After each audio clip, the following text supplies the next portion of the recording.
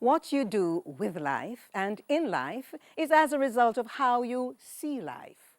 But there is an enormous difference between vision and seeing. In 1977, he lost his sight. He was 16 years old. 16.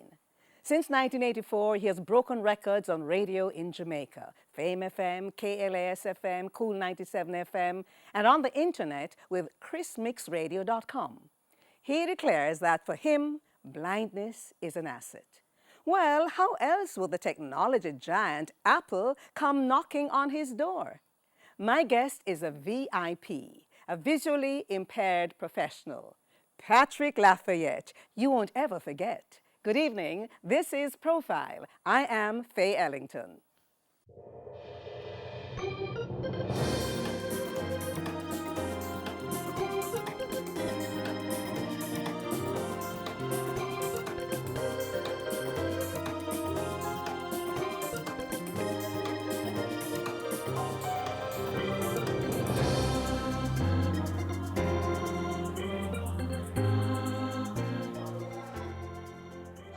This is the station to rock you, shock you, move you, and groove you 24 hours a day, 7 days a week.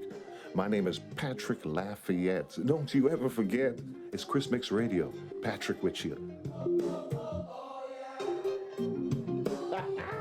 To do something for yourself. Voiceover on Logic Pro X is one of the greatest things you could ever do. Record. Menu 10 items. Count in. Submenu. Metronome setting. Check mark. Allow quick punch and check mark. Now, I can express myself. Camera. Picture 2 in progress. There you go. Picture 1 is citrus printed plastic bottle. It's a big thing when you're a father and you want to participate. Picture 3 is garlic powder. Ha! Picture 3 is person holding white onions. Oh. Hey, Daddy. What's up, baby? Not just make food, but make excellent food where I see my wife take her shoes off and say, give me some more. And my kids lick their chops. I said, Daddy, that was great. I have so much that I've always wanted to express. I'm like a volcano. I'm like Pele or Mount Etna. Arm the track for recording. I'm about ready to erupt.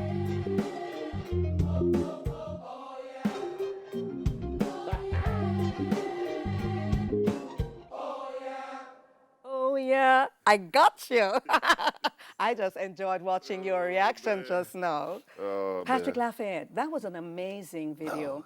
And Apple came knocking when they heard that you were using their technology tools to do all kinds of amazing things. How did they connect with you? Oh man, that was one of those interesting things that you didn't know whether it was a stalker or anything else. I got this message on Messenger, first on Facebook, then on Messenger. This young lady, she was trying to contact me, and you just think it's one of those things. So I ignored it for a while, but she was persistent, and she left a number, and I said, for someone to leave a number, it must be something. But I didn't call the number. I saw her online, and I tagged her, and she came back and asked me if I were interested in doing a documentary survey. Okay, no problem. It's on vision loss, no problem. And she said, well, if I were interested, she would have her teacher speak to me. So I said, okay, cool. So she gave me her teacher's number. And the lady called me and said, before we could do any discussion, would you be willing to sign a non-disclosure agreement? Which I thought was weird. So I said, okay. And then she emailed it to me, and at the top it said, Apple. I said, what? For real? And in about a week, they sent 25 people to my house in Queens. And they said to enhance the realism, we will also need your family. So they sent for my wife, Indy, and my daughter, Leela, and my son, Javan. And for 5 days... Sent for them here in Jamaica? Yeah. Brought them up? Brought them to New York, rearranged my house, my bedroom, my living room, my kitchen. And there was an interior decorator. He spent like 3 days there, just changing around everything, Felipe. We had a Hollywood director. makeup, sound, lights, the whole 9 yards. It was very interesting. But they also took you down to Manhattan. Manhattan was just about a year later, actually, because the event that they first did was for Global Accessibility Day, which was in May of 2017. For 2018, they invited me to their one of the larger Apple stores is in Manhattan, in Soho. Huge Apple store, and that was on August 11th. I had to do a presentation for an hour and a half, and my son and I, we went, and when we opened the door and stepped in, it's a 2-story building, yeah? There was like a floor-to-ceiling video screen with my face on it. And my son stopped and said, "Dad?" It was funny, but it was interesting, and it blew me out of the water. Let me talk about water, because water and you've had quite a relationship with water. We're going to get there in just a while. My guest is Patrick Lafayette, and what we saw was an amazing video at the start, which I just had to surprise him. He shared it with me. He had no idea I was going to use it at the start of the program. Oh, but you're blind, and yes, you became blind in 1977. Yeah. But you weren't born blind. Where were you born, and what happened that led to you being blind? I was born in, as we proverbially say, under the clock. I was born in Kingston. My parents said Eden Avenue, but they moved from Eden Avenue. That's been your town? Yes, when I was still a child. And they moved to 32A Eastwood Park Road. I remember that. That was across from Brown's Animal Hospital. Remember that? Yeah. Yeah, Dr. Brown and his family were very good friends. Yes. And later on in 1967, my parents, we moved from there into a house that they purchased in Kingston and stuff like that. So I grew up from that situation from age 6 to, we still keep it as a family home, actually. You had an incident where you got hit in the eye. I was about 12.